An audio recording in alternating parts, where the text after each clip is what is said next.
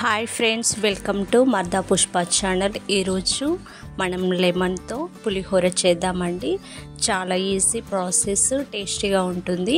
మనము కర్రీ లేని టైంలో కూడా చేసుకోవడానికి బాగుంటుంది. ఈవినింగ్ టైంలో కూడా ఈ విధంగా తినడానికి, చిన్నపిల్లలకైతే మనము బాక్స్లో పెట్టడానికి కూడా ఈజీగా ఉంటుందండి. లంచ్ లాగా కూడా తీసుకోవచ్చు.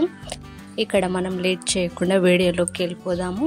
ఒక కడాయి తీసుకొని ఇందులోకి నేను ఒక 3 టేబుల్ స్పూన్ వరకు ఆయిల్ని యాడ్ చేస్తున్నానండి. ఈ విధంగా ఆయిల్ హీట్ అయిన తర్వాత ఇందులోకి ముందుగా నేను పల్లీలను వేసుకుంటున్నాను. ఈ పల్లీలు దీంతో పాటు మినప్పప్పు, అదేవిధంగా శనగపప్పు కూడా మనము యాడ్ చేసుకోవాలి. ముందుగా మనం పప్పులను ముందుగా వేసుకొని వాటిని దూరగా వేగిన తర్వాత మనము పోపు దినుసులు అనేది వేసుకోవాలండి. ఈ విధంగా నెమ్మదిగా లో టు హై ఫ్లేమ్లో పెడుతూ మనము ఆయిల్లో వేంపుకోవాలి. ఇప్పుడు ఇక్కడ నేను 1 స్పూన్ వరకు జీలకర్ర, ఆవాలు రెండింటిని తీసుకున్నానండి. ఈ పోపు దినుసులను కూడా వేంపుకోవాలి. చాలా ఈజీగా చేసుకోవచ్చండి ఈ రెసిపీ. మనము పొడవుగా చీల్చుకున్న మిర్చి ఇందులో ఒక 4 వరకు నేను తీసుకుంటున్నాను. దీంతో పాటు ఎండి మిర్చి కూడా వేస్తున్నానండి. మనకు ఎండి మిర్చి వేయడం వల్ల కొంచెం ఎక్స్ట్రా టేస్ట్ అనేది చాలా బాగుంటుంది పులిహోరకి. దీంతో పాటు కరివేపాకు ఒక 3 రెమ్మల వరకు నేను వేస్తూ ఉన్నాను. వీటిని కూడా నెమ్మదిగా వేంపుకోవాలి.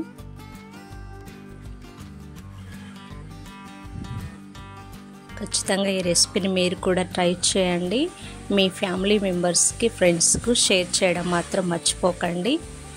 అదేవిధంగా ఇక్కడ నేను ఆనియన్ని ఒక చిన్నది సైజు వరకు తీసుకున్నానండి, పొడవుగా కట్ చేసుకొని. వీటిని కూడా ఇందులోకి యాడ్ చేసేసుకోవాలి. పవర్ పోవడం వల్ల నేను గ్యాస్ స్టవ్ బయట పెట్టేసుకున్నాను. అమ్మ చెప్పింది, ఇంకా లైటింగ్ లేకపోవడం వల్ల బయట పెట్టేసుకోమని. సో నేను ఆ విధంగా పెట్టేశాను. ఇందులోకి కొద్దిగా పుదీనా ఆకులను కూడా వేసుకున్నానండి, ఒక 10 వరకు. దాంతోపాటు ఇందులోకి 1 స్పూన్ వరకు మనము పసుపును కూడా యాడ్ చేసేసుకోవాలి. ఆయిల్లో మనకు పచ్చి వాసన అనేది పసుపుది లేకుండా నెమ్మదిగా ఆయిల్లోగా కలుపుకోవాలి. ఈ విధంగా అయిన తర్వాత ఇందులోకి మనం చిన్నగా తరిగి పెట్టుకున్న కొత్తిమీరని కూడా ఒక గుప్పెడంతా వేసుకోవాలండి. దీన్ని కూడా ఫైనల్గా మనము బాగా కలుపుకోవాలి. ఇందులోకి మనము కొద్దిగా టేస్ట్కి సరిపడినంత సాల్ట్ను ఒక 1/2 స్పూన్ వరకు నేను యాడ్ చేస్తున్నానండి.